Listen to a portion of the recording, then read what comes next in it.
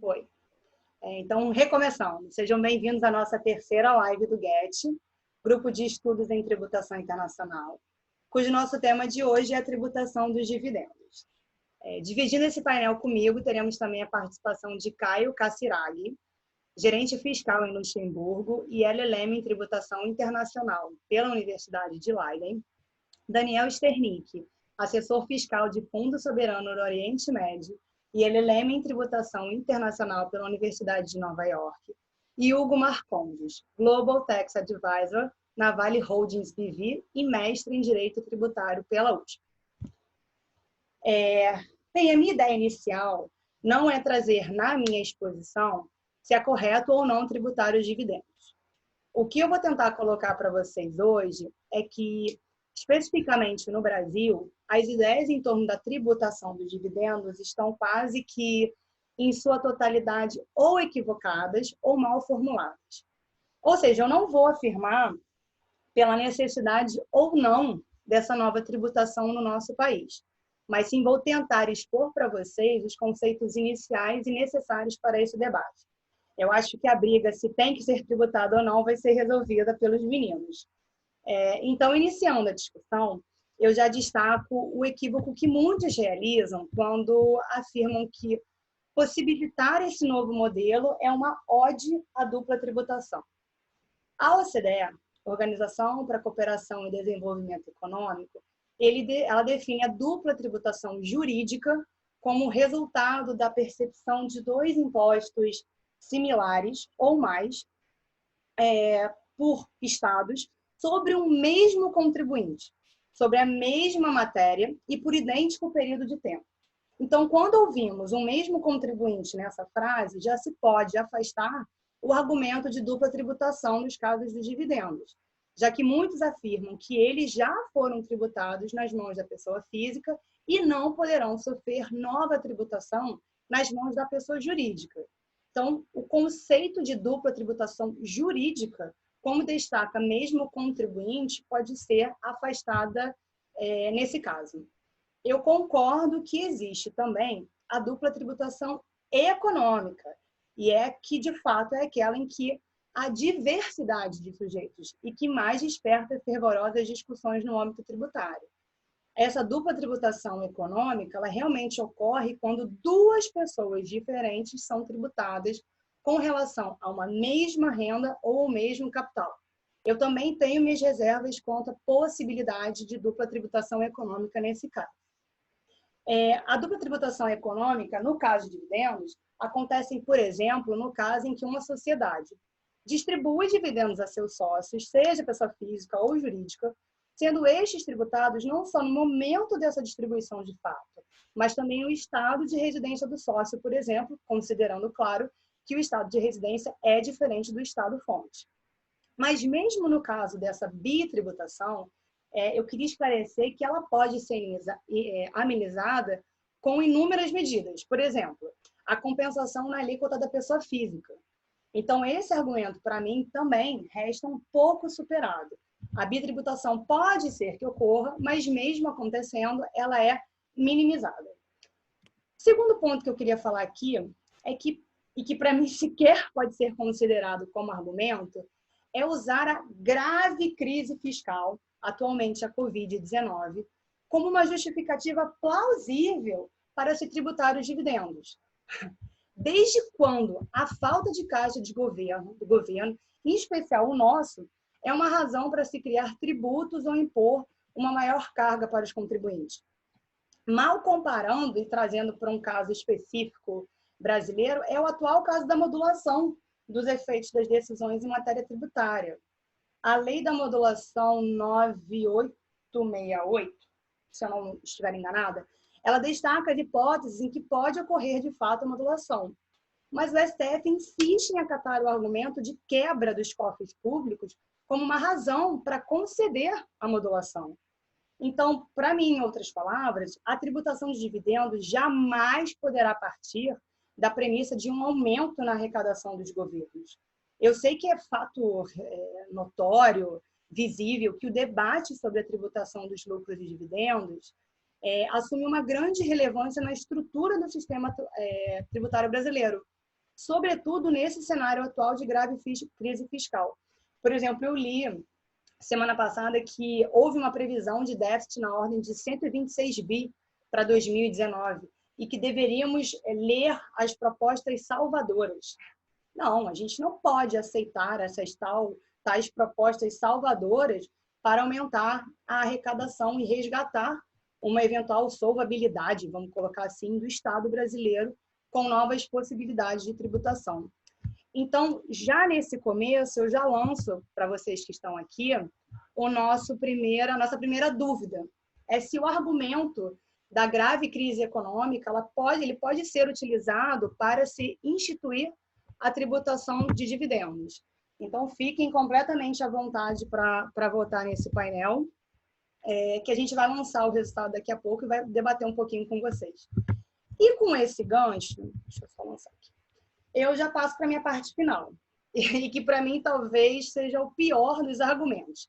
Eu conversei muito com o Caio sobre isso e a conclusão acabou sendo a mesma. Eu ouvi muito assim, Ana, tem que tributar os dividendos porque todo mundo faz. Todos os demais países da OCDE, que o Brasil tanto quer entrar, também fazem. Então, a gente tem que aceitar isso. Gente, é muito importante que, de fato, a gente conheça os sistemas internacionais de tributação de lucros e dividendos antes de optarmos por isso. Claro, temos que analisar criticamente os principais modelos existentes no direito comparado, porque realmente só assim vamos conseguir aprofundar o debate e teremos consistência e coerência ao formato a ser adotado pelo direito tributário brasileiro, se assim for. E aí vamos voltar de novo na bitributação econômica que eu falei. Nos países em que isso de fato é permitido, a soma da tributação do IRPJ com do IRPF é um fator crucial na determinação da alíquota que recairá sobre os dividendos. Quando eu digo IRPJ, no sentido de ocorrer a primeira tributação quando o valor é oferido pela empresa, e no caso da distribuição desses dividendos, a renda ser novamente taxada pelo IRPF. Será que nosso Brasil, considerando esses dois estágios de imposição, vai desonerar parcialmente a tributação dos dividendos? Eu realmente tenho as minhas dúvidas. E aí eu vou trazer um caso muito rápido também, a Estônia, onde há ausência total de tributação pelo IRPJ. Vocês podem até estar se perguntando agora por que a Ana está trazendo como exemplo a Estônia. Que quando eu li na edição especial do livro Estudo em Tributação Internacional, o artigo Tributação de Dividendos no Direito Comparado, ainda que ele tenha trazido mais reflexões sobre o sistema norte-americano e alemão, eu fiquei muito interessada na breve menção feita à Estônia e fui pesquisar. E olha que curioso, esse país ele possui um sistema particular de tributação do IRPJ. Os lucros que são auferidos pelas empresas e que não foram distribuídos aos sócios, eles são isentos de impostos. E essa isenção abrange todos os tipos de rendimentos, tanto os ativos como, de fato, os passivos, como dividendos, juros e royalties. A tributação efetiva do lucro das empresas vai ficar adiada até que esse lucro seja efetivamente distribuído aos sócios na forma de dividendos. E aí, somente nesse caso, incidirá o IRPJ e a alíquota de 20%. Então, ainda nessa linha que eu estou tentando trazer um comparativo, as discussões legislativas em tramitação no Congresso Nacional e que extinguem a isenção contemplada no artigo 10 da Lei 9249, elas são extremamente superficiais, limitando-se simplesmente ao estabelecimento de uma alíquota única aos beneficiários dos lucros e dividendos distribuídos. Então, finalizando essa parte introdutória, a gente tem que ter muito cuidado ao fazer esse tipo de comparação. Todos fazem, então o Brasil tem que fazer também. A nossa carga fiscal já é imensa e com pouquíssimo retorno para os cidadãos dos dispêndios que temos como pagadores de imposto. Eu não venho concluir aqui, e voltando ao início do debate, se é certo ou errado tributar os dividendos. Eu só acho que simplesmente a gente não pode aceitar uma alteração na nossa legislação sem que os principais cenários sejam levados em consideração. Então, eu só queria ler rapidinho aqui o resultado da nossa enquete. Obviamente, 82% disseram que não, o argumento da grave crise econômica ele não pode ser utilizado para se instituir a tributação de dividendos. Eu acho que, de fato, não resta dúvida. Aumentar a carga tributária só porque estamos passando por uma grave crise econômica faz com que o Brasil, a todo e qualquer momento, possa justificar nova tributação com base nos cofres públicos. Então, agora, eu termino e passo a palavra para o querido amigo Daniel Sternick. Obrigado, Ana. Uma boa tarde a todos. Boa noite ao Caio e ao Hugo, que estão mais próximos do meu fuso horário aqui. Deixa eu fechar a janela aqui.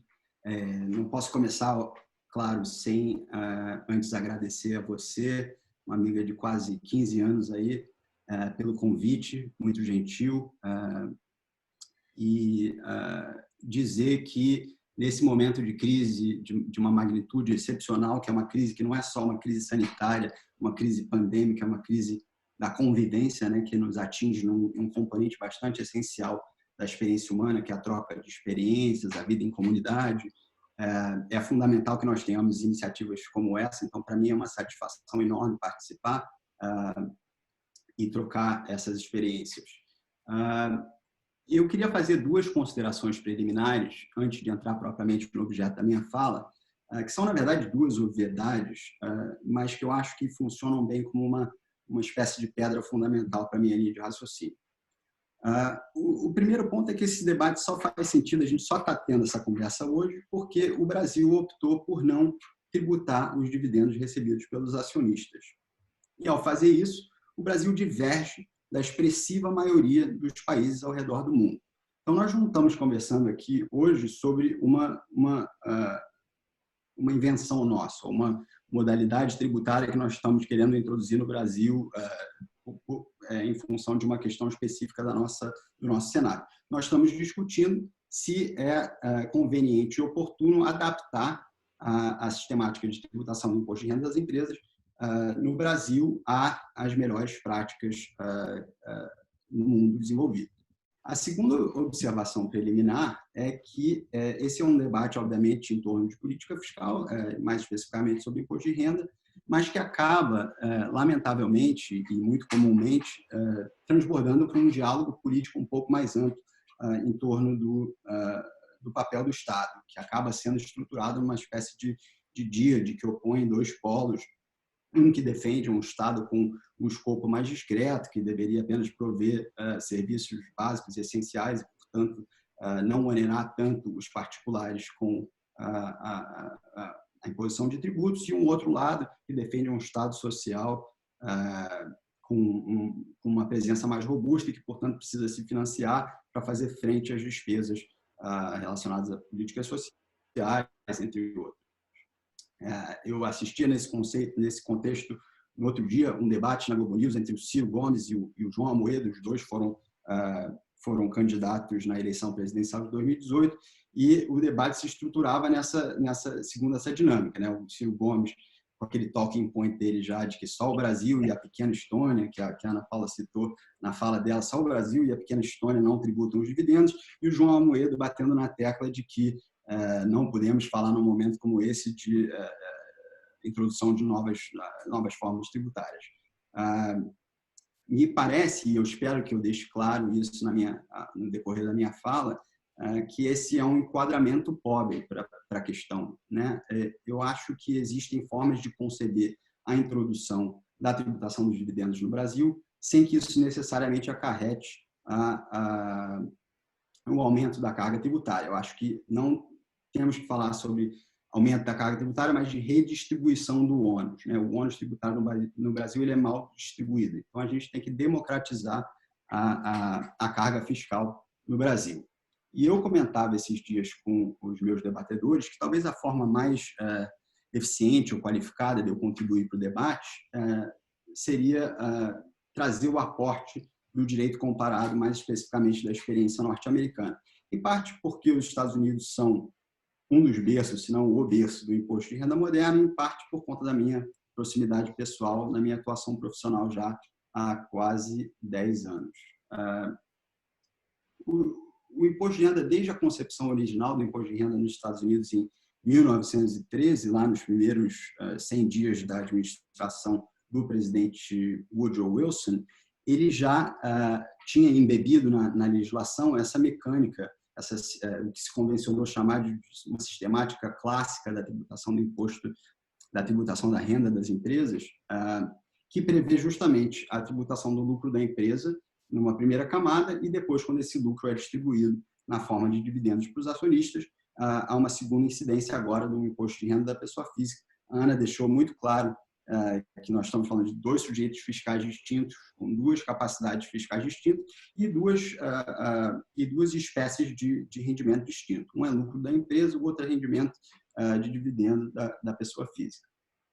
E, embora a legislação americana já concebesse essa mecânica, na prática, acabava que os dividendos eram isentos, pelo menos naqueles primeiros anos de vida do imposto de renda americano, porque existia um direito ao crédito. Então, o recipiente, o destinatário dos dividendos, o acionista, ele tomava um crédito correspondente ao valor do imposto pago pela empresa sobre seus lucros. E como as alíquotas do imposto de renda da pessoa jurídica e do imposto de renda da pessoa física eram idênticas à época, acabava que, efetivamente, os dividendos não eram tributados nas mãos dos acionistas. Essa realidade perdurou com algumas modificações até a edição do Revenue Act de 1936, quando se estabeleceu uma clivagem um pouco mais clara entre o imposto de renda da pessoa jurídica e o imposto de renda da pessoa física, através da eliminação desse direito ao crédito. Então, a partir de 1936, o acionista ele ficava obrigado a sujeitar o dividendo de acordo com a tabela progressiva do imposto de renda da pessoa física. E aí é que nós vemos a introdução efetiva de um sistema clássico puro até, e puro porque o dividendo é tributado a mesma alíquota, de acordo com alíquotas tão gravosas quanto os demais rendimentos da pessoa física, por exemplo, os rendimentos do trabalho. Esse cenário ele se mantém ao longo das décadas, inclusive com a codificação de 1954, que inaugura um período talvez mais contemporâneo da história do imposto de renda americano, e mantém essa sistemática da tributação clássica pura do imposto de renda, e nessa fase mais moderna, nós vemos às vezes, alíquotas máximas, marginais, de até 90%. Pouca gente se dá conta disso. E coincidentemente ou não, é nesse período que se formata uma esplêndida classe média no seio da sociedade americana. Essa realidade se mantém até mais ou menos os anos 80, quando as alíquotas descem a uns níveis mais comparáveis aos dias de hoje. E no ano de 1986, o presidente Ronald Reagan ele edita uma reforma bastante exaustiva do Código da Receita Interna nos Estados Unidos, onde ele meio que estabelece a estrutura do código como nós o vemos hoje, contendo, claro, algumas modificações que foram sendo feitas ao longo do tempo, inclusive essa última reforma do presidente Trump. E o interessante é que, nesse período mais recente, a partir dos anos 50, nós vemos um paradigma na política fiscal americana de acordo com o qual o ganho de capital de longo prazo ele é tributado a uma alíquota mais favorável, uma alíquota preferencial, e o dividendo é tributado de acordo com a tabela progressiva do imposto de renda. Essa situação ela se mantém, inclusive, existe uma evidência interessante dessa política fiscal, que é uma série de dispositivos no Código da Receita Interna que visam justamente a evitar com que os contribuintes, os acionistas e as empresas convertessem um rendimento que deveria ser tratado como dividendo e, portanto, tributado de acordo com a tabela progressiva, em ganhos de capital de longo prazo. Um exemplo é o tratamento do resgate de ações, que, em regra geral, é tratado como um ganho de capital, mas que, em determinados casos, quando o resgate de ação das ações não causa um impacto significativo na participação acionária dos acionistas no capital social das empresas, a distribuição feita pela empresa é, então, tratada como um dividendo. tratada como essencialmente equivalente a um dividendo, e são as palavras que a legislação utiliza. Essa situação continua até 2003, com os famigerados cortes fiscais do presidente George W. Bush, em que ele, a um só tempo, reduz a alíquota aplicável aos ganhos de capital de longo prazo de 20% para 15%, como ele equipara a alíquota incidente aos ganhos de capitais aos dividendos. Então, nesse momento, os dividendos deixam de ser incluídos em receita pela pessoa física, como quaisquer outros rendimentos e tributáveis de acordo com a tabela progressiva, e ele passa a ser tributado a um nível baixo de mais ou menos 15%. Essa situação continua. Durante a gestão do presidente Obama, esses cortes fiscais expiram e os dividendos e os ganhos de capital de longo prazo passam a ser tributados a 20%, e o Obama ainda introduz aquele imposto adicional para financiar o Medicare de 3,8%. Importante também fazer uma distinção que a legislação faz entre dividendos qualificados e não qualificados. Só os dividendos qualificados que fazem jus a essa alíquota mais favorável. E, na prática, acaba que quase todos os dividendos distribuídos por empresas americanas acionistas residentes nos Estados Unidos são dividendos qualificados, a menos que o contribuinte, o acionista, não atenda a um requisito de holding period para evitar aqueles casos em que o acionista compra a ação imediatamente antes do ex-dividend date.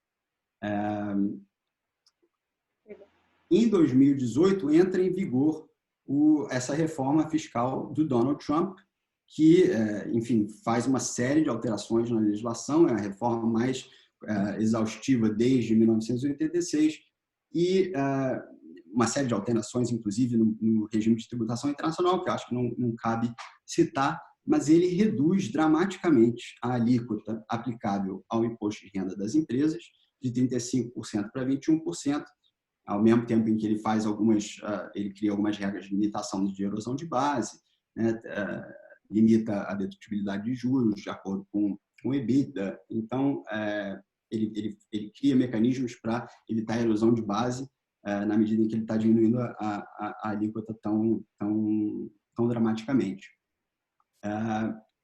E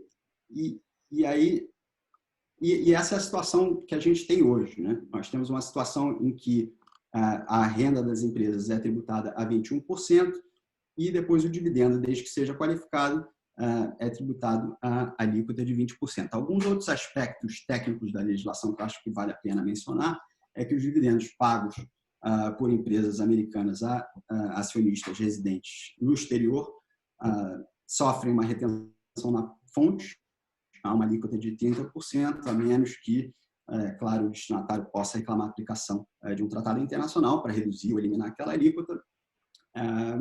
Existe também uma dedução para dividendos recebidos por empresas, ou seja, uma empresa acionista de uma outra empresa, ela tem direito a deduzir um percentual dos dividendos recebidos de acordo com a sua participação acionária. Esse percentual vai de 70%. Para casos de participação acionária abaixo de 20%, há uma dedução total para casos de participação acionária acima de 80%. Então, hoje, o cenário é o seguinte, nós temos, e aí eu sugiro que vocês comecem a fazer uma comparação mental entre as alíquotas nominais combinadas que incidem sobre a renda das empresas posteriormente distribuídas aos seus acionistas, com a situação que nós temos no Brasil, especialmente considerando a sistemática do lucro presumido do Simples. Então, num caso em que nós temos um acionista americano de uma empresa americana, essa empresa vai sofrer uma tributação de 21% no lucro da empresa, e depois o dividendo vai ser tributado até 37%, que é a alíquota marginal máxima aplicável ao imposto de renda das pessoas físicas. Isso vai dar 36,8% dos lucros empresariais, e um eventual ganho de capital de longo prazo vai estar sujeito a uma alíquota de 20%. Na hipótese em que o acionista é não residente, essa alíquota combinada vai subir para 44,7% dos lucros distribuídos. E o ganho de capital vai ser tributado pelo país de residência. E no caso em que a atividade negocial seja desempenhada não através de uma empresa, mas através de uma entidade fiscalmente transparente, como uma partnership, a tributação ela vai variar de 29,6% a 37% dos lucros da atividade negocial no nível do empreendedor, né? Então, o que a gente pode extrair dessa descrição bem breve, bem apressada até, do sistema americano? Primeiro que a adoção de um sistema clássico puro, em que o dividendo é simplesmente oferecido à tributação de acordo com a tabela progressiva, não é a única opção, né? Inclusive, o Brasil tributava, antes da Lei 9249, os dividendos a 15%, e, se não me engano, a proposta desse PL 2015 e 2019 é a mesma, de tributar a distribuição dos dividendos na fonte a 15%. A segunda é que é uma possibilidade talvez desejável que a alíquota combinada sobre os lucros distribuídos seja comparável, equiparável, ou pelo menos se aproxime da tributação dos rendimentos do trabalho.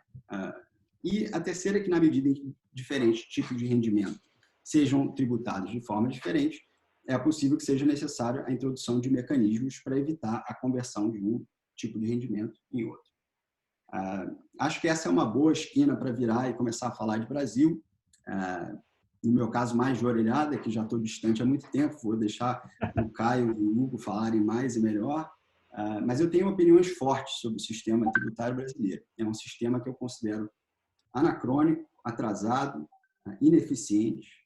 Ele é extremamente complexo e, portanto, muito difícil de administrar. Ele gera um custo de compliance enorme para as empresas.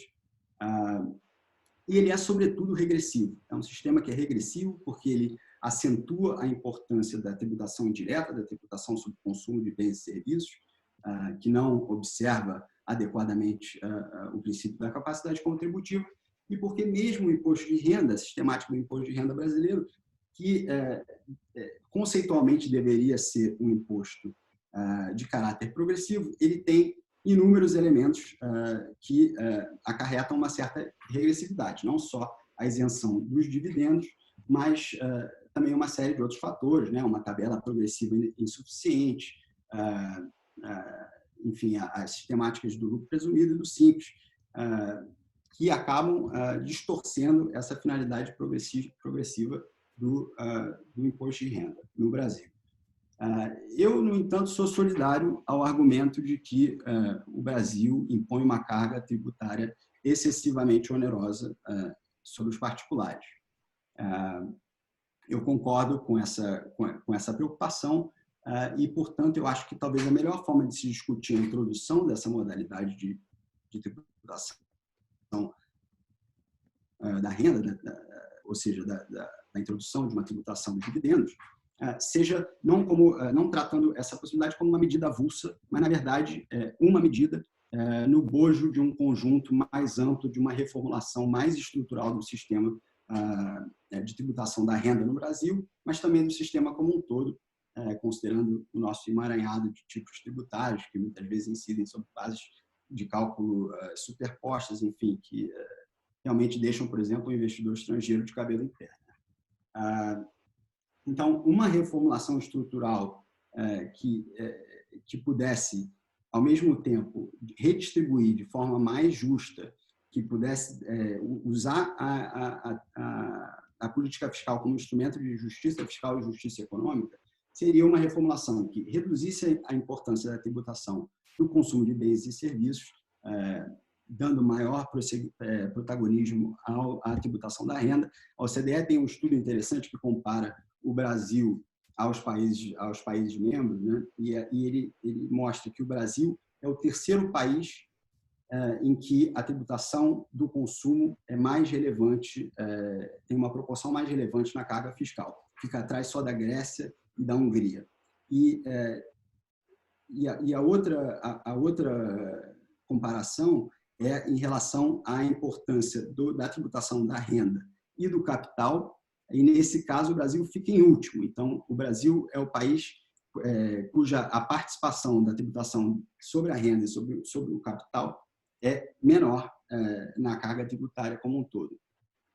Então, essa reformulação estrutural ela teria que também fazer transformações significativas no imposto de renda, transformações que reduzissem a alíquota do IRPJ, alinhando o patamar brasileiro às melhores práticas dos países desenvolvidos, mas criando uma estratificação um pouco mais sofisticada na tabela progressiva do imposto de renda da pessoa física, inclusive elevando a alíquota marginal máxima para determinadas faixas mais elevadas de renda, refletindo assim um pouco melhor a realidade socioeconômica do país e tributando os dividendos a uma alíquota preferencial, de modo que a alíquota combinada que incidisse sobre o lucro das empresas, posteriormente distribuídos aos acionistas, que equiparasse ou pelo menos aproximasse essa carga fiscal a carga fiscal que se impõe sobre os rendimentos do trabalho.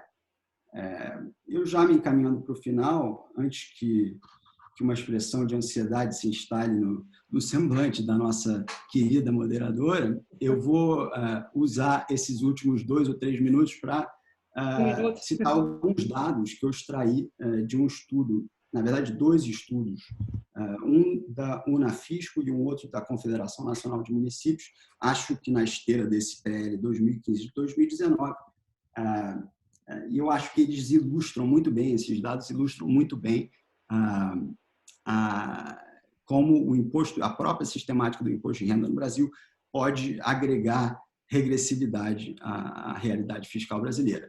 Esses dados de 2007 a 2013, eu vou usar minha cola aqui, esses dados mostram que os lucros distribuíveis no período somaram 2,31 trilhões, ao passo que o lucro tributado resultou em 1,25 trilhões, de modo que 46% do lucro contábil distribuível pelas empresas na forma de dividendos não foi tributado, nem na esfera da empresa, nem na esfera do acionista.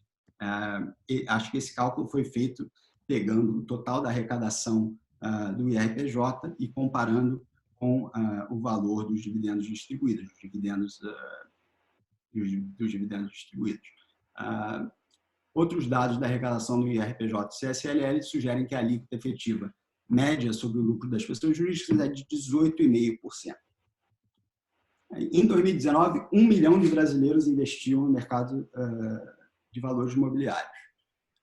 Esse número quadruplicou desde 2009, mas ainda assim ele representa provavelmente 0,5% da população brasileira, talvez 0,8% da população economicamente ativa. Claro que existe um percentual maior de pessoas que recebem dividendos, nem todas as empresas são listadas, é claro, mas esse número, pelo menos por levantamento da Receita Federal, chega a mais ou menos 2,5 milhões de pessoas.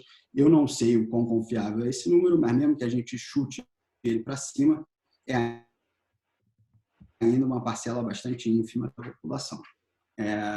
Dos 25.177 declarantes de renda superior a 320 salários mínimos, 19.859 declararam-se recebedores de lucros e dividendos, com rendimento total de 248 bilhões, sendo 182 bilhões, ou 73%, declarados como rendimentos isentos, como dividendos.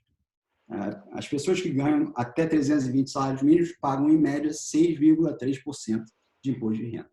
Isso se explica pela predominância de rendas do capital, entre elas os dividendos isentos de impostos.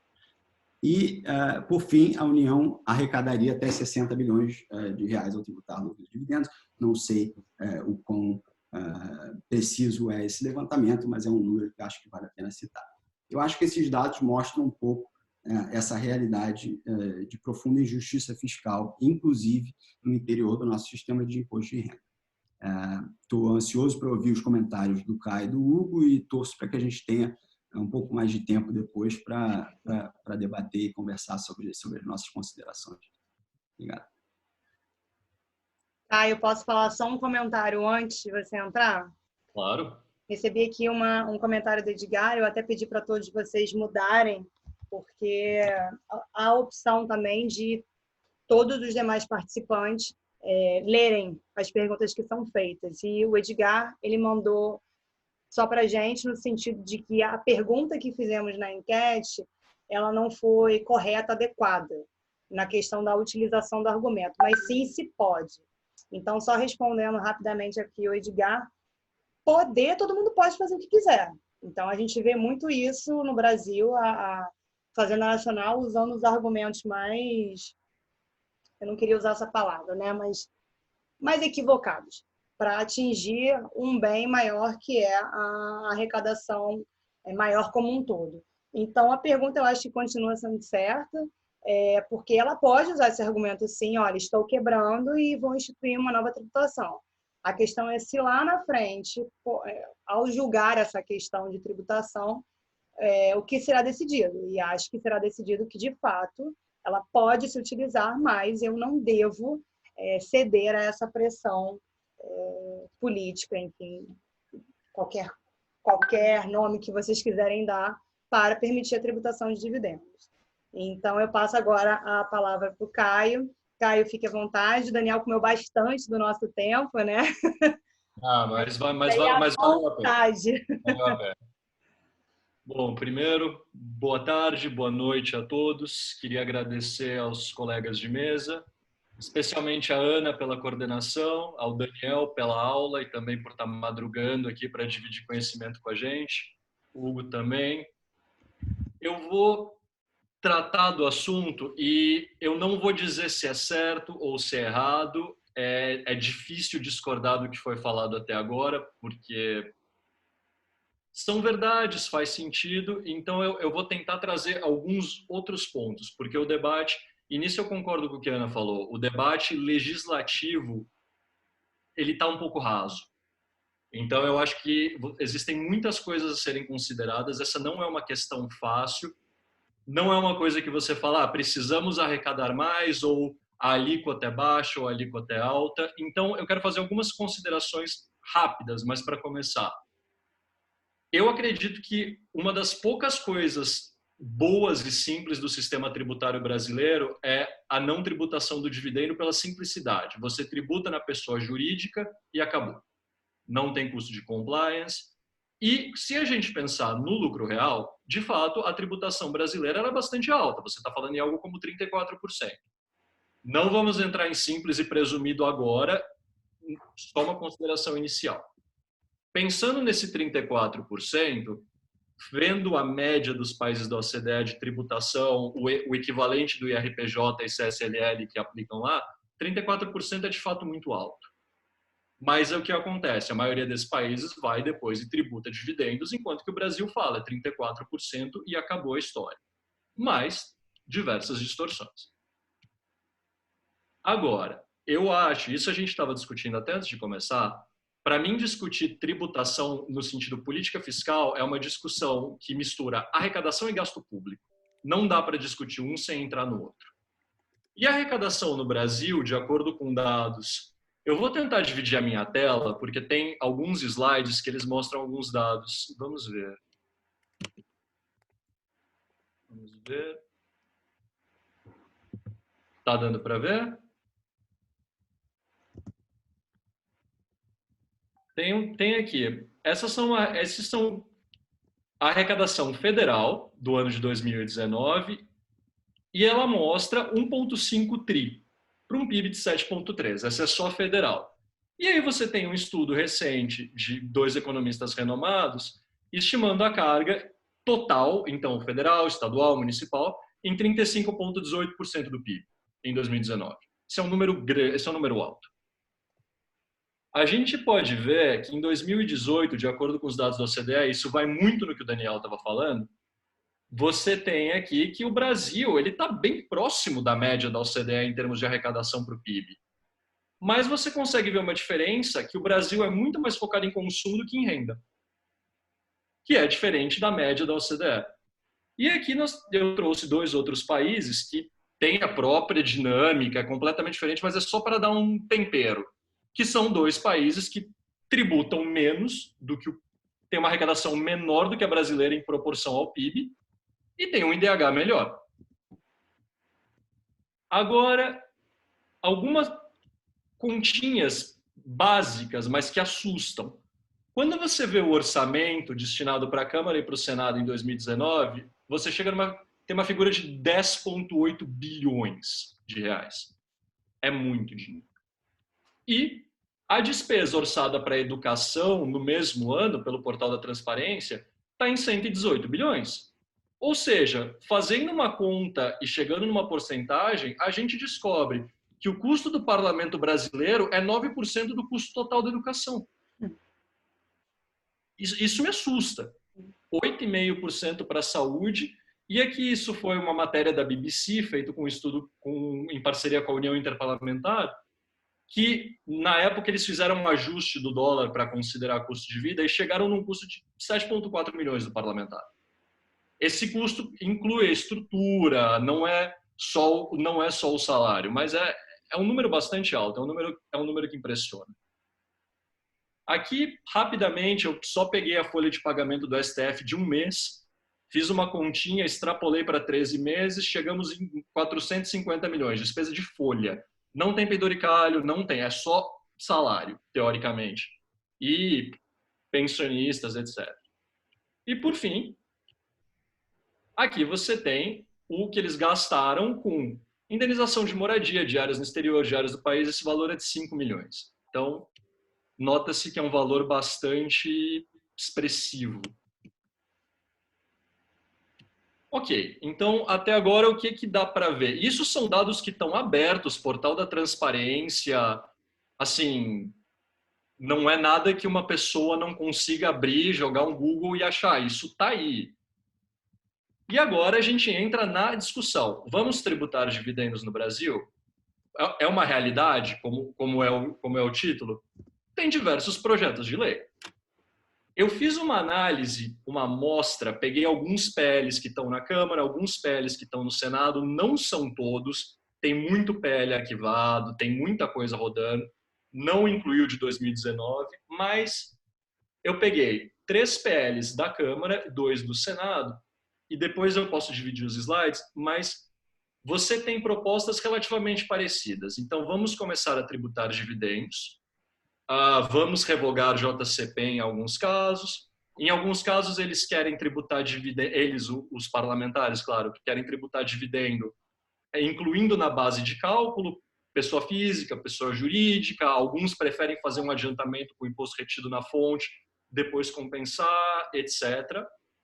E o que me chama muita atenção não é o projeto de lei, é a justificativa. Todas as justificativas que eu li têm no máximo 4 folhas. Então você tem 4 folhas de papel justificando uma mordida de no mínimo 15% a mais. Já é uma coisa um pouco complicada. Mas os pontos tendem a se repetir e você tem 3 pontos principais. A injustiça fiscal, vamos chamar assim, e nela eu estou incluindo a alegada diferença entre o lucro do empregador, que é o acionista, cotista, etc., e o lucro do empregado, e a regressividade do sistema brasileiro, que o Sternick já falou e que, olha, completamente de acordo, o sistema brasileiro é regressivo, isso é um fato, é academicamente provado. E a minha preferida é a prática internacional, que foi o que a Ana pontuou. Não, todo mundo tributa, a OCDE tributa, como que o Brasil não tributa? Ok, entendo o argumento. Mas, então, vamos trabalhar o argumento corretamente e integralmente. Então, prática internacional. De fato, a grande maioria dos países tributa dividendo, mas eles têm uma alíquota muito mais baixa do que a brasileira de IRPJ, CSLL, o similar que eles têm, e nenhum PL que eu li comentou o fato de que a maioria desses países emprega algum tipo de sistema para mitigar a dupla tributação econômica. Na União Europeia, e o Hugo pode falar mais sobre isso, você tem a Parent Subsidiary Directive, você tem tributação do grupo econômico. Alguns países, inclusive, podem dar medidas para não tributar dividendo na pessoa física ou tributar parcialmente. Luxemburgo tem algumas medidas nesse sentido. Então, a história está incompleta. Não é porque todo mundo tributa que o Brasil tem que tributar também só por isso. Se a OCDE pular da ponte, o Brasil não precisa pular junto. É isso mesmo. entender que o Brasil tem uma tradição jurídica tributária própria. O Brasil tem um ordenamento tributário específico, complexo. Não dá para virar e falar, tá bom, os Estados Unidos fez, vamos fazer também. Não, isso tem que ser pensado com calma. Dentro de um pacote maior de tributação, de olhar para as medidas, tem que ser feito com lógica e eu diria até com carinho, porque é muito grande, são muitas regras. Isso tem que ser visto com muito cuidado. 3 folhas de justificativa não são suficientes. A segunda, aumento da arrecadação. Pela pesquisa que o Daniel falou, eu fiz também na OCDE, a gente está vendo que o quê? Que a arrecadação do Brasil já está mais ou menos na média da OCDE em termos de porcentagem do PIB. Agora eu coloco a pergunta para os meus debatedores, para a audiência. O serviço público está na média também? A qualidade é a mesma da média da OCDE? Eu tenho dúvidas. Por fim, injustiça fiscal. De fato, o Brasil é regressivo. Tem uma tributação regressiva, especificamos consumo, tributamos pesadamente, só que nenhuma das medidas que está sendo colocada está vindo dentro de um pacote para dizer, olha, vamos subir dividendos, mas vamos baixar isso. Tem um PL de 2019, que eu não vou entrar muito porque o Hugo vai falar, que ele foi um dos poucos que fez. Mas a maioria está simplesmente subindo a tributação sobre dividendo. Ponto. Isso não vai mudar a regressividade do sistema. Uma pessoa que ganha um salário mínimo não vai ser tributada num dividendo. Mas instaurar a tributação de dividendos não vai baixar o ICMS, que está sendo refletido, o PIS/COFINS, que foi até o fim, ele vai continuar pagando a mesma coisa. E todo acionista, cotista, etc., vai pagar 15%, 27,5%, a alíquota que for escolhida no final para dividendo. O que eu quero dizer com isso? O debate está incompleto. Não dá para falar precisamos aumentar a arrecadação num país que está tributando 35% do PIB em crise, na minha visão pessoal, e não dá para falar em injustiça fiscal, que aumenta a tributação de um lado, mas não reduz o outro. O Brasil continuará tão regressivo como antes, mas agora com tributação de dividendos. Agora, algumas considerações, eu vou falar rapidinho, mas são algumas considerações finais que eu acho importantes e que não estão sendo muito comentadas. Primeiro, a gente tem que olhar para o princípio da igualdade e para o princípio da capacidade contributiva, como tributaristas que somos, mas também de um ponto de vista de política pública. Por quê? Porque vai dar contencioso. Você pode chegar pelo princípio da igualdade e falar, é razoável que um cotista e um acionista seja tributado o lucro dele 2 vezes, dupla tributação econômica, não jurídica, mas, por exemplo, um empregado, não. Existe essa diferença? Em muitos casos, sim, mas e o pequeno empreendedor? Existem empregados que ganham mais do que pequenos empreendedores. É igualdade? Não sei, mas é uma discussão. Capacidade contributiva. Você pode pensar no empreendedor que tira, não sei, 15 mil, 20 mil, é o dividendo que ele recebe, que é uma classe média, vamos dizer. Qual é a diferença dele para um procurador, para um juiz, para um cargo alto numa multinacional, por exemplo? Por que um vai ser tributado 2 vezes e o outro não? A capacidade contributiva, existe um pouco o mito de que todo empresário é rico, isso não é uma realidade. Então, essa medida tem que ser pensada com cuidado. E por que eu estou dizendo isso? Porque o meu medo é que uma medida mal pensada de tributação de dividendos vai gerar contencioso. E gerar contencioso no Brasil vão acontecer 2 coisas. Primeiro, 10 anos de discussão por baixo. Segundo, é muito possível que em algum momento a gente veja o refis dos dividendos. E eu acho que isso é uma coisa que tem que ser discutida. O Brasil tem um custo de contencioso grande. O que mais? Outros pontos finais. A tendência mundial é reduzir a tributação sobre a pessoa jurídica. O Brasil não está tocando no assunto. Deixa meu 34% quieto e vou colocar o dividendo ainda no topo. Não me parece que é o caminho correto. Prefiro dizer, como disse o Daniel e como disse a Ana, que vamos fazer um pacote, vamos fazer essa coisa pensada. Segundo, o Brasil é um país que é declaradamente que é investimento estrangeiro. Isso não é segredo, nunca foi.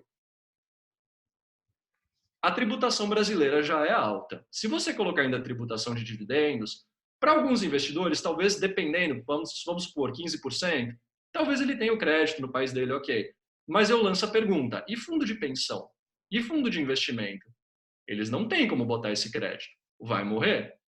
O que acontece? O Brasil fica menos competitivo frente a outros países e podem ter fundos, grandes investidores internacionais que vão falar, não vou investir no Brasil, vou investir em outro país com um perfil similar. Não é pela tributação só, tem uma análise de fundamentos também. Mas eu tenho um pouco essa visão de que não adianta você querer investimento estrangeiro total e só subir a arrecadação todo o tempo. E, por fim, o custo de compliance brasileiro, que começa a tributar dividendo, provavelmente você vai ter mais declarações acessórias, É difícil de entender o quanto de impacto vai ser gerado por essa medida, mas isso precisa ser entendido antes da medida ser passada, não depois. Então, para finalizar, eu tenho algumas conclusões pessoais, que a primeira, a arrecadação brasileira é alta, o retorno para o cidadão é baixo. Na minha visão, isso sugere ineficiência da administração pública. E na minha visão, você não dá mais dinheiro para um administrador ineficiente. Eu não estou nem entrando em corrupção, estou vendo comentários de corrupção aqui, não estou nem entrando nesse tema. Só na administração mesmo. Segundo, a qualidade das propostas legislativas, na sua maioria, é baixa. Você tem justificativas rasas, que não comentam todos os pontos, a discussão não é completa. Na minha visão, isso é um desserviço para a população. Uma justificativa deveria ser algo completo que realmente considera o real impacto da medida. E, por fim, eu não vou entrar na questão da pejotização para não conflitar com a apresentação do Hugo, só vou deixar uma palhinha de por que não pensar em, ao invés de tributar dividendos para todos, pensar em uma regra anti-abuso específica. É uma ideia. E eu acho que eu não estourei muito tempo. Se eu estourei, Ana, desculpa. E muito obrigado a todos. Foram essas as minhas considerações. Imagina, Caio. Conseguiu falar no tempo direitinho. Agora a gente vai entrar com o nosso último debatedor. O Hugo, fique à vontade para expor as suas considerações. Obrigado, Ana. Antes de mais nada, mais uma vez, obrigado pelo gentil convite. Boa tarde a todos, boa noite aí aos colegas. Eu achei, ambas as falas eu achei muito enriquecedoras, tanto a experiência internacional quanto a preocupação do Caio, que para mim ficou bem marcada no ponto da necessidade de manutenção de um nível de simplificação sistêmica. Minha percepção é que, como acho que ambos os colegas falaram, é impossível a gente discutir medida tributária hoje no Brasil, qualquer medida tendente ou não tendente ao aumento de carga tributária, sem antes pensar no gasto público. Uma coisa está muito conectada à outra.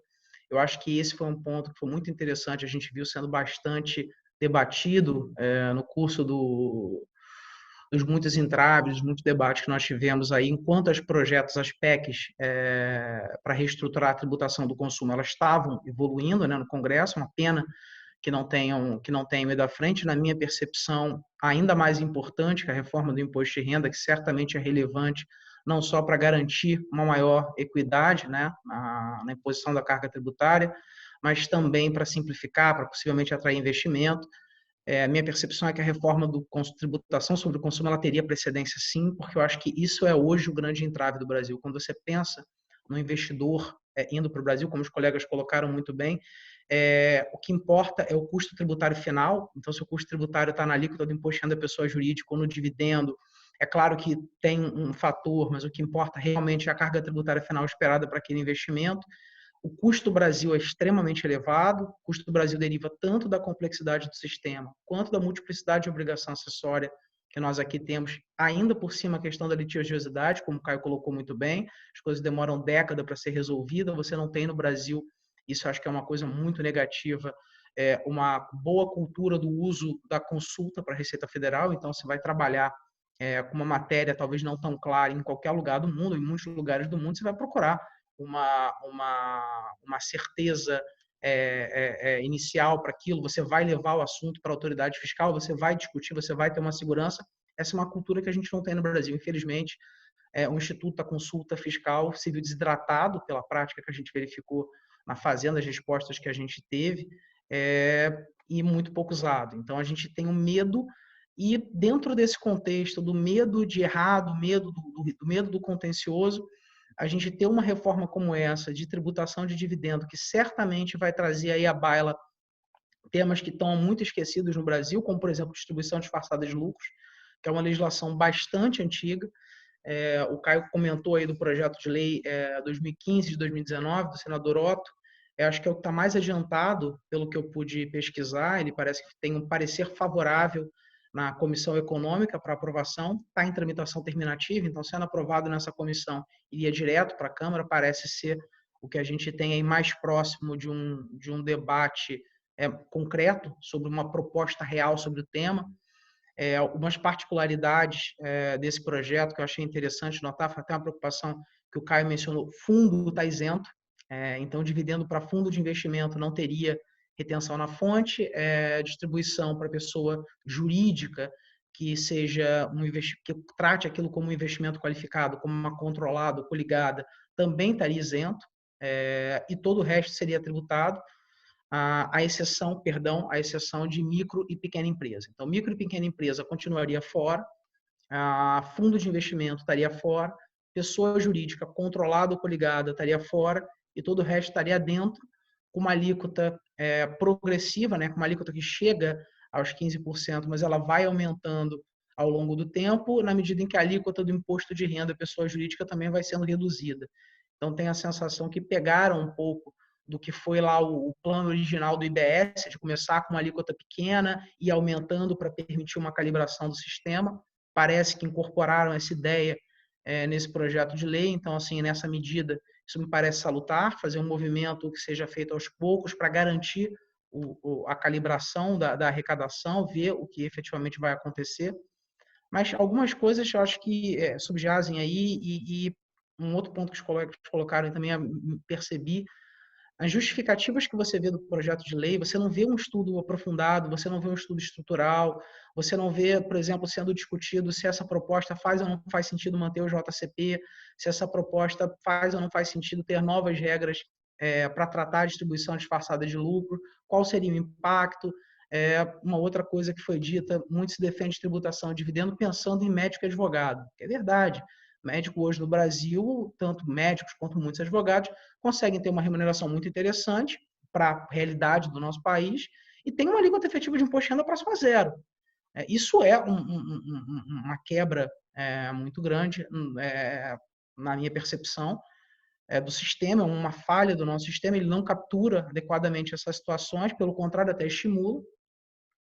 E a gente tem hoje um cenário que é muito complexo no Brasil, onde a gente tem uma série de erros no sistema, uma série de falhas no sistema, a gente tem um momento de déficit público extremamente acentuado, e necessidade de gasto governamental, necessidade de endividamento da máquina. A gente um momento, na minha percepção, de discutir, antes de mais nada, o gasto público, mas a gente está num momento de desafio, porque o gasto público agora está sendo necessário. Então, medidas extraordinárias acabam tendo mais espaço, eu acho, que no ambiente de debate. Acho que não por outro motivo a reforma do dividendo está vindo à baila, mas eu tendo a concordar com meus colegas que se não pode ser esse o único fundamento. Ainda que possa ser um fundamento, acho que não pode ser o único, principalmente porque, e isso é o que a gente percebe na proposta, que aparentemente está mais adiantada, a gente já tem uma carga muito alta. Então, trazer o dividendo agora como uma busca de balanceamento, de otimização do sistema, de otimização dos incentivos que a legislação traz, é uma medida que pode sim fazer sentido. Eu não acho que não me vejo completamente contra ela. Dividendo para pessoa física, eventualmente até dividendo para não residente, a retenção não é algo que eu vejo como algo necessariamente ruim, mas eu me alinho aí tanto com o Daniel quanto com o Caio que algo precisa ser feito considerando o sistema como um todo e que eventualmente precisa vir num pacote que tome em conta aí outros problemas que precisam ser sanados, quem sabe com uma regra anti-elisiva específica para endereçar a questão da pejotização, de serviço personalíssimo, seja por meio de medidas endereçando, equilibrando o tratamento que a gente tem para a JCP, eventualmente pensando também no simples e no lucro presumido, porque me parece, se a gente está trabalhando o imposto de renda de uma forma estruturada, que pelo menos os números precisam ser mostrados, pelo menos o impacto econômico, a distribuição da carga precisa ser trabalhada de forma clara. Eu acho que a transparência nesses números vai ser muito importante para ajudar a gente a construir uma política fiscal que seja realmente debatida pela sociedade, que seja realmente avaliada por todos os agentes e que tenha os seus efeitos aí declarados, realmente transpostos para o texto da lei. A gente sabe que é um desafio. Aqui na Europa é muito comum, como o Caio falou, você tem diversos regimes de isenção de dividendo, onde você não tributa nem na fonte, nem quem recebe. Usualmente, pelo exemplo da Holanda, você pode não tributar um dividendo recebido se você tem uma participação qualificada e, eventualmente, se aquela tua participação tem um nível adequado de tributação, ou seja, você não é excessivamente sujeito a uma baixa tributação. De novo, eu acho que é uma questão de calibração, e é o que me parece, esse projeto de lei específico 2015-2019, ele me parece ter muitos pontos positivos, ele traz uma nova progressividade para a tabela do imposto de renda da pessoa física, com alíquota que chega a 45% para quem tem rendimento acima de 60 mil reais. Então, ele acho que ele tem elementos positivos dentro da sistemática do imposto de renda como um todo. É um projeto que eu vi mais positivo, que não se resume só a prever a tributação do dividendo, ele prevê a redução do IRPJ, ele prevê algumas isenções, ele prevê a isenção para pessoa jurídica, que para mim é um ponto crítico. Eu acho que talvez seja um lugar para começar a discutir. Minha preocupação específica com relação a esse projeto é o nosso regime de tramitação. Tramitação definitiva em comissão, ainda mais com o nível de debate que a gente tem numa única comissão, a qualidade do nosso parlamento é uma coisa preocupante, mas, de novo, é o que a gente tem. Também não dá para, por mais que a gente queira, a gente não consegue reinventar a roda. Mas, na prática, o que acontece é que o nosso sistema é muito complexo. Então, esse projeto que a gente está comentando aqui, uma curiosidade, só para pontuar como é que as coisas passam batidas. Prevê alíquota de 25% para paraíso fiscal. Só quando ele trata paraíso, ele trata regime fiscal privilegiado e jurisdição com tributação favorecida. O sistema brasileiro não prevê alíquota majorada para regime fiscal privilegiado, porque é inoperável, impossível. Imagina uma sociedade anônima distribuindo dividendos para um monte de não residentes. Como é que ela vai saber se o cara tem regime fiscal privilegiado ou não? É impossível, por conceito. São coisas pequenas, são coisas miúdas, mas que a gente percebe que passam, porque falta, de fato, a sensação que passa é essa, uma apreciação mais detalhada, um entendimento mais detalhado de como o sistema funciona, exatamente em que vamos mexer e quais são os efeitos projetados para isso. Então, da minha fala, estou tentando ser o mais breve possível, até para abrir logo o espaço para o debate, que eu sei que a Ana... Eu não me vejo contrário à tributação dos dividendos, eu acho que é uma coisa que pode ser bem-vinda, desde que bem implementada. Mas me parece que a gente tem muita coisa para mexer ou para melhorar dentro do IRPJ, para simplificar a apuração, e não necessariamente a tributação do dividendo é a melhor ou a única saída. Só me parece que o debate está acontecendo de uma forma muito apressada, que sai em razão do ambiente fiscal, do déficit público que a gente vive hoje. Mas na minha fala, acho que era isso. Obrigado, Ana, mais uma vez, pelo convite. Acho que foi ótimo, meninas. Eu vou levantar alguns pontos que foram destacados, apesar de todo mundo também ter acesso ao chat. Weber, no universo de pequenos empreendedores Brasil, a tributação de dividendos reduziria, no final do dia, a disponibilidade financeira imediata do pequeno empresário. Concordo com o Caio de que seria necessária uma análise mais ampla, reduzir outros tributos e aí sim poderíamos falar em tributar dividendos. Caio, se você quiser comentar, mas é exatamente isso. O que a gente tentou expor aqui é que não é um lado certo ou errado, mas tentar trazer para vocês também a questão do equilíbrio. Não adianta a gente permitir uma tributação nova que acarrete no futuro muitos problemas. E aí o Caio já vem, inclusive, falar do refis, né? Aqui no Brasil é isso. A gente pensa no contencioso, pode brigar que daqui a alguns anos vai ser aberto um refis e aí você adere ou não. Mas é exatamente isso que você falou. Acho que você resumiu muito bem o que nós quatro tentamos expor, e Daniel e Hugo e o próprio Caio fiquem também à vontade para comentar essa fala. Eu queria fazer só um comentário adicional que eu acho que faltou na minha exposição. Eu concordo com o Weber, eu acho que é um ponto válido que tem que ser considerado. muitos dos PLs que eu vi, eles não trazem qualquer tipo de compensação. Nada. Então, você majora a alíquota, começa a tributar dividendo, mas eu não vi, eu vi muito pouco ou nenhum sistema de crédito. Então, o que me preocupa é que você pode ter uma dupla, tripla, quádrupla, quíntupla tributação em cadeias. Então, por exemplo, holdings só nacionais. Isso me preocupa um pouco e é uma coisa que pode facilmente sair do controle. Então, eu acho que esse é um ponto que valia muito a pena ver com maior cuidado pelo legislador, porque o sistema brasileiro, da forma como ele está, o sistema de RPJ, ele foi desenhado aos trancos e barrancos, mas prevendo um dividendo não tributável. Então, se você vai começar a tributar o dividendo, ok, tudo bem, é uma escolha. Por favor, dentro de um pacote, como todo mundo aqui defendeu, mas, por favor, me coloque um sistema de crédito, uma compensação, alguma coisa, senão cada caixinha você vai comendo um pouco mais, um pouco mais, um pouco mais. Isso me pareceu um pouco preocupante na época também. Um outro ponto que vale a pena ser comentado, porque nem todo PL entra nesse respeito. A grande maioria, inclusive, não entra. Eu acho que vocês têm razão e eu acho que é preocupante também essa cultura brasileira de improviso, né?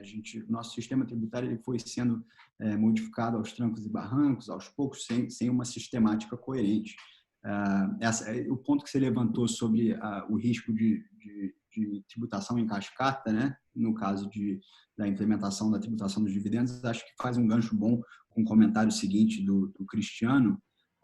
Eu acho que é isso que ele quer dizer quando ele diz para comentar a dedução dos dividendos para a PJ como medida intrínseca à tributação pelo beneficiário. E isso é evidente, né? Não é possível implementar uma tributação dos dividendos sem considerar o risco de que uma distribuição ao longo da cadeia societária poderia causar uma múltipla tributação. Então, é evidentemente necessário que, naturalmente, no contexto da introdução dessa medida, nós teríamos que contar com um sistema de dedução de dividendos recebidos por pessoas jurídicas, isso sem dúvida nenhuma. E eu acho que nós todos aqui, agora voltando para um comentário mais geral, acho que nós todos concordamos com esse ponto de que fazer essa modificação de uma forma avulsa é bastante preocupante, é bastante problemático, não só por causa da questão do aumento de carga tributária, mas exatamente porque cria essas distorções, né? Ela não enxerga determinadas consequências não pretendidas que acabam sendo causadas por uma mudança assim um pouco impensada. Então, acho que pelo que eu entendi das nossas falas, nós concordamos em alguma medida, talvez com intensidades diferentes, mas nós concordamos que essa modificação ela requer um planejamento um pouco mais pensado, né? Inclusive, a gente não falou aqui da necessidade de receber o aporte das ciências econômicas. Isso é uma coisa que a gente não vê muito no Brasil. A gente precisa da Academia das Ciências Econômicas trabalhando esse tipo de tema. Inclusive, em relação à tributação de dividendos, é muito importante verificar como que essa medida pode acabar distorcendo os comportamentos econômicos, né? Eu acho que até o Cristiano também comentou sobre o risco de que a tributação dos dividendos possa vir a incentivar as empresas a reter os lucros em vez de distribuir na forma de dividendos para os acionistas, que então saberiam como alocar melhor esses recursos. É muito comum também dizer que há uma distorção no sentido da opção por de endividamento ou equity, né? Quando você institui esse tipo de modalidade de tributação. Então, acho que é importante tentar analisar como é que é o impacto sobre os comportamentos. Isso é essencial. Acho ótimo. Vale aqui só a última pergunta, porque a gente passou um pouquinho do tempo. Vou ler um comentário aqui do Vandré Bittencourt. Parabéns pela riqueza do debate. Pontuando a respeito da carga efetiva, não seria um caminho buscarmos a manutenção da carga tributária final, tributando na PJ e na pessoa física, de forma a incentivar o reinvestimento no processo produtivo? Acho que pega até um pouco o seu gancho, né, Daniel? Eu não sei exatamente se eu entendi. Eu entendi corretamente, é calibrar para continuar em 34, mas dividindo PJF. Me parece que é o que a gente está falando, exatamente. Sim, sim. Acho que vai dentro de uma discussão maior do não dá para só aumentar o dividendo, precisa ser uma coisa, é o sistema de peso e contrapeso, né? Isso. E aí, eu acho que esse é um ponto válido. E é, inclusive, uma medida que vai no sentido daquela ideia de redistribuir um pouco melhor a carga fiscal, né? E aí a gente volta para o assunto que vocês levantaram sobre a questão das sociedades profissionais, em que você tem a situação em que um advogado, por exemplo, um sócio de um escritório de advocacia, espero não tocar em nenhuma sensibilidade aí, mas que você tem um sócio de um escritório de advocacia que tem uma renda anual bastante elevada, e que acaba tributado a uma alíquota ficta, né, que não representa o real lucro da pessoa jurídica e que depois fica isenta nos dividendos. Ou seja, eu acho que a discussão dessa medida é um pouco a discussão de justiça fiscal e redistribuição do ônus tributário. Então, por isso que é importante tentar enxergar como objetivo tentar equiparar a alíquota nominal combinada sobre o lucro das empresas depois distribuídos aos acionistas ao do rendimento dos rendimentos do trabalho, porque é exatamente isso que nos ajuda a atingir uma justiça fiscal e uma justiça econômica. Ótimo. Bem, gente, é isso. Eu agradeço novamente ao Caio, ao Daniel e ao Hugo, que prontamente aceitaram esse convite.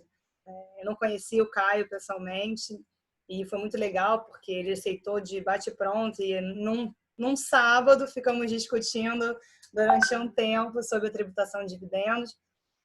Com certeza esse tema ainda demandaria muito do nosso tempo. Acho que tem muito ainda a ser falado. Não há uma posição efetiva do nosso governo sobre tributar de fato os dividendos. Acho que o que eu falei desde o começo, a Covid trouxe como consequência uma análise do nosso governo sobre propostas salvadoras. Eu repito essa expressão que eu li em vários artigos, e várias pessoas defendem essa necessidade de observarmos essas propostas para salvar o Brasil. Mas eu acho que, claro, Daniel e Hugo também, mas o Caio trouxe dados que deixam a gente muito chocado. Como assim? Que déficit é esse? Vamos criar mais tributação para trazer mais dinheiro para quem? Se no final a gente tem um governo que realmente, que a nossa carga tributária ela é muito alta. Então, novamente, meninos, eu agradeço imensamente pela participação de vocês. Eu deveria ter falado no começo que a gente ia sortear um livro do Getty. O Getty lançou ano passado o Estudos de Tributação Internacional. Apesar de hoje eu ser minoria aqui, foi um livro escrito somente por mulheres. E tem o tema tributação de dividendos. O Caio também escreveu no volume 3, esse aqui é uma edição especial. E o volume 3 vai ser sorteado em outra live que o pessoal do Getty vai fazer.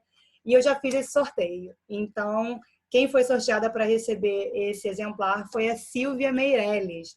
Então, Silvia, por favor, se manifeste aqui no nosso chat. Dê o seu e-mail para mim, por favor, ou o seu WhatsApp, se você preferir.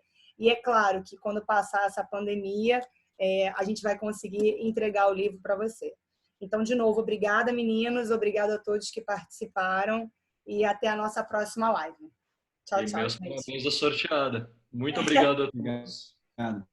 Boa tarde. Obrigado a todos e boa noite. Tchau, gente. Obrigado.